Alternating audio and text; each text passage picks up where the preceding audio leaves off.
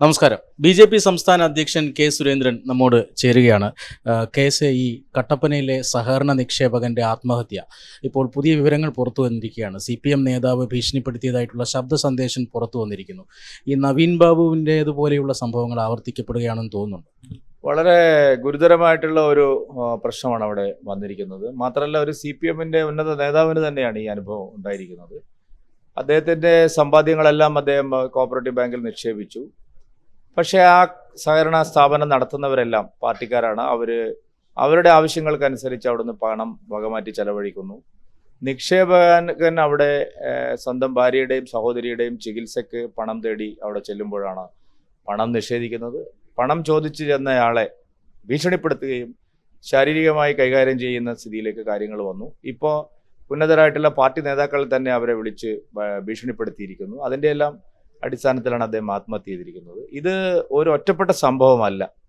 സഹകരണ മേഖലയിലാകെ കടന്നു കയറിയിട്ടുള്ള ഈ ഒരു രാഷ്ട്രീയ അധിനിവേശവും അതുപോലെ തന്നെ അഴിമതിയും വലിയ തോതിലുള്ള കൊള്ളയും നമ്മൾ കരുവന്നൂരിലും കണ്ടലയിലും അതുപോലെ മാവേലിക്കരയിലും എല്ലാം പുൽപ്പള്ളിയിലുമെല്ലാം നേരത്തെ കണ്ടതിന് സമാനമായിട്ടുള്ള സാഹചര്യങ്ങളാണ് ഒട്ടുമിക്ക CPM-ൻ്റെയും കോൺഗ്രസിൻ്റെയും നിയന്ത്രണത്തിലുള്ള സഹകരണ സ്ഥാപനങ്ങളിൽ നടക്കുന്നത്. സഹകരണ രംഗത്തെ ശുദ്ധീകരിക്കാൻ കേന്ദ്ര സർക്കാർ കൊണ്ടുവന്ന പുതിയ സഹകരണ നിയമം അവിടെ അഴിമതി തടയാനും ട്രാൻസ്പെറൻസി ഉറപ്പുവരുത്താനും വേണ്ടി ഒരു മന്ത്രാലയം തന്നെ രൂപീകരിച്ച് നരേന്ദ്രമോദി സർക്കാർ കൊണ്ടുവന്ന, പ്രത്യേകിച്ച് അമിത്ഷായുടെ നേതൃത്വത്തിൽ കൊണ്ടുവന്ന സഹകരണ നിയമത്തിനെതിരായി കേരളത്തിൽ LDF-ഉം UDF-ഉം ഒരുമിച്ച് സമരത്തിലാണ്. കൊള്ളക്കാരെ സംരക്ഷിക്കാൻ വേണ്ടിയിട്ടാണ് അവർ കേന്ദ്രത്തിൻ്റെ സഹകരണ നിയമത്തിനെതിരായിട്ടുള്ള നിലപാട് സ്വീകരിക്കുന്നത്. അഴിമതി ഇല്ലാതാക്കാനും സുതാര്യത ഉറപ്പുവരുത്താനും കൂടുതൽ സംരംഭകരെ സഹകാരികളെ ആകർഷിക്കാനും വേണ്ടിയിട്ടാണ് കേന്ദ്ര സർക്കാർ പരിശ്രമിക്കുന്നത്. പക്ഷേ കേരളം ഈ തരത്തിലുള്ള കള്ളപ്പണ ഇടപാടുകാരെയും അഴിമതിക്കാരെയും സംരക്ഷിക്കുന്ന ഒരു സമീപനമാണ് വന്നിരിക്കുന്നത്. പ്രത്യേകിച്ചും കഴിഞ്ഞ 9 വർഷത്തിനിടയിൽ വളരെ വ്യാപകമായി സഹകരണ മേഖലയെ ദുരുപയോഗം ചെയ്യുന്ന നടപടികളാണ് ഉണ്ടായി.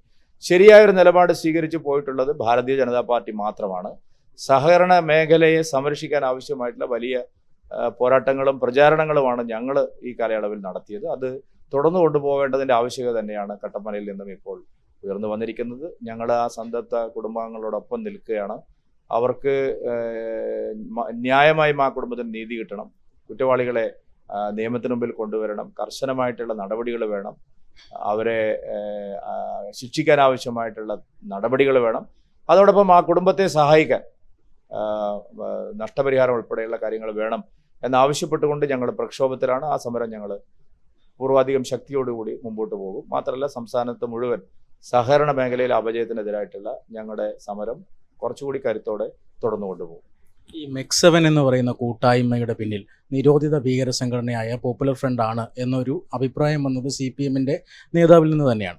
എന്നാൽ ഇപ്പോൾ ആ നേതാവും CPM-ഉം LDF-ലെ പല ഘടകകക്ഷികളും ആ കൂട്ടായ്മയെ വെള്ളപൂശാൻ ശ്രമിക്കുകയാണ്. ഈ നിലപാട് മാറ്റത്തെ BJP എങ്ങനെയാണ് കാണുന്നത്? അതിപ്പം മുഹമ്മദ് റിയാസിൻ്റെയും അതുപോലെ അഹമ്മദ് ദേവർകോവിലിൻ്റെയൊക്കെ പ്രസ്താവനയിൽ വളരെ വ്യക്തമാണല്ലോ. CPM-നകത്ത് ഇപ്പോൾ ഒരു വിഭാഗം ആളുകൾ നിരോധിത ഭീകരവാദ സംഘടനയായിട്ടുള്ള PFI അതിൻ്റെ ആളുകളെ റിക്രൂട്ട് ചെയ്യാൻ വേണ്ടിയിട്ടുള്ള വലിയ തത്രപ്പാടിലാണ്. ഇപ്പോൾ ആലപ്പുഴയിൽ G. സുധാകരൻ ഉയർത്തുന്ന യഥാർത്ഥത്തിലുള്ള പ്രശ്നം എന്ന് പറയുന്നത് ഇത് തന്നെയാണ്. ആലപ്പുഴയെ പൂർണ്ണമായിട്ടും മതഭീകരവാദ ശക്തികളുടെ ആ ജില്ലയിൽ ആകമാനം മതഭീകരവാദ ശക്തികളുടെ റിക്രൂട്ട്മെൻറ്റ് CPM നടത്തുന്നു, DYFI നടത്തുന്നു. അതിന് അത്തരം ആളുകൾക്ക് പാർട്ടിയിൽ വലിയ മേൽക്കൈ ലഭിക്കുന്നു, മറ്റുള്ളവർ തഴയപ്പെടുന്നു. ഒരു വലിയ ധ്രുവീകരണം അവിടെ ഉണ്ടാവുകയാണ്. ഈ അടുത്ത കാലത്ത് രാജിവെച്ചു വന്ന BJP-യിൽ ചേർന്ന ജില്ലാ പഞ്ചായത്ത് മെമ്പർ ബിപിൻ സി ബാബു അവിടെ ഉന്നയിച്ച വിഷയം അതുതന്നെയായിരുന്നു. പറയാതെ പറഞ്ഞുകൊണ്ട് G. സുധാകരൻ നടത്തുന്ന പ്രതിഷേധങ്ങളും അതിൻ്റെ ഭാഗമായിട്ട് തന്നെയാണ്. ഇത് ഈ CPM ഇപ്പോൾ ചെയ്തുകൊണ്ടിരിക്കുന്ന ഒരു കാര്യം, അവർക്ക് നഷ്ടപ്പെട്ട ജനപിന്തുണ, ലോക്സഭാ തെരഞ്ഞെടുപ്പിൽ നഷ്ടപ്പെട്ട ജനപിന്തുണ തിരിച്ചു പിടിക്കാൻ ഒരു വശത്ത് ഈ മതഭീകരവാദ ശക്തികളെ മെല്ലെ മെല്ലെ അവരുടെ കൂടെ കൊണ്ടുവന്ന് ന്യൂനപക്ഷ വോട്ട് കൈക്കലക്കാൻ ശ്രമിക്കുക. അതേസമയം മറുവശത്ത് ഭൂരിപക്ഷ സമുദായത്തിൻ്റെ വികാരങ്ങളോടൊപ്പം ഞങ്ങൾ നിൽക്കുന്നുവെന്ന് കാണിക്കാൻ വേണ്ടിയിട്ട് ചില പ്രസ്താവനകൾ ഇറക്കുക. അങ്ങനെ ഇറക്കിയ ഒരു പ്രസ്താവനയായിരുന്നു MEC7-മായി ബന്ധപ്പെട്ട്. MEC7 ഒരു വ്യായാമ കൂട്ടായ്മയാണെന്ന് പറയപ്പെടുന്നു. പക്ഷേ വ്യായാമ കൂട്ടായ്മയിലുള്ളവരെല്ലാം ഒരു സമുദായത്തിലുള്ളവരാണ്. മാത്രമല്ല ഒരു വർഷത്തിനിടയിൽ 1000-ഓളം യൂണിറ്റുകൾ ഉണ്ടാവുന്നു. ഓരോ പ്രദേശത്തും വ്യത്യസ്തമായ രീതിയിൽ വ്യായാമ കൂട്ടായ്മകൾ ഉണ്ടാകുമ്പോൾ അതിൽ അസ്വാഭാവികതയില്ല. പക്ഷെ ഒരേ പാറ്റേണിൽ ഒരേ ഏകോപനത്തിൽ ആയിരക്കണക്കിന് കൂട്ടായ്മകൾ ഉണ്ടാവുന്നു. ഇവിടെ മാത്രമല്ല, ഗൾഫ് രാജ്യങ്ങളിലും ഇത് സംഭവിക്കുന്നു. അതിൻ്റെ എല്ലാം പിന്നിൽ സംശയിക്കുന്നത് ഈ മതഭീകരവാദ സംഘടനകളുടെ സാന്നിധ്യം തന്നെയാണ്. പക്ഷെ പോലീസ് എന്തുകൊണ്ട് അത് ശരിയായ നിലയിൽ അന്വേഷിച്ചില്ല? ഇന്റലിജൻസ് സംവിധാനം എന്തുകൊണ്ട് പരാജയപ്പെട്ടു? എന്ത് നടപടിയാണ് സർക്കാർ എടുക്കാൻ പോകുന്നത് എന്നുള്ള പ്രധാനപ്പെട്ട ചോദ്യങ്ങളിൽ നിന്ന് ഒഴിഞ്ഞു മാറാൻ അവർക്കിപ്പോൾ അത് ഭീകരവാദ സംഘടന ബന്ധമില്ല എന്ന് മാറ്റി പറയുക. ഇത് വോട്ട് ബാങ്ക് രാഷ്ട്രീയത്തിന് വേണ്ടിയുള്ള മലക്കം മറിച്ചിലാണ്. വലിയ തിരിച്ചടിയായിട്ട് അവർക്ക് മാറും. ജനങ്ങളെ സംബന്ധിച്ചിടത്തോളം ഇതിനെ ഒരു സംശയത്തിൻ്റെ ദൃഷ്ടിയിലാണ് ഇപ്പോൾ കാണുന്നത്. ശരിയായ ഇടപെടലുകൾ ആവശ്യമുണ്ട്. കേന്ദ്രവും ഏജൻസികളും ഇക്കാര്യത്തിൽ ജാഗ്രതയോടുകൂടി തന്നെയുള്ള ഇടപെടലുകൾ ഉണ്ടാവുമെന്നാണ് ഞങ്ങൾ വിചാരിക്കുന്നത്. എന്തായാലും മതഭീകര സംഘടനകൾ അവർ CPM-നെ സ്വാധീനിക്കുന്നു എന്ന് തന്നെയാണ് BJP ഇക്കാര്യത്തിൽ വിലയിരുത്തുന്നത്.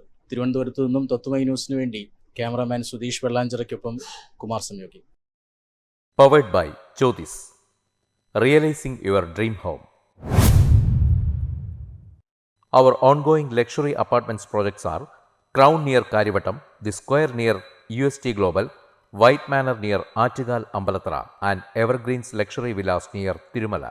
Call 90482 55599.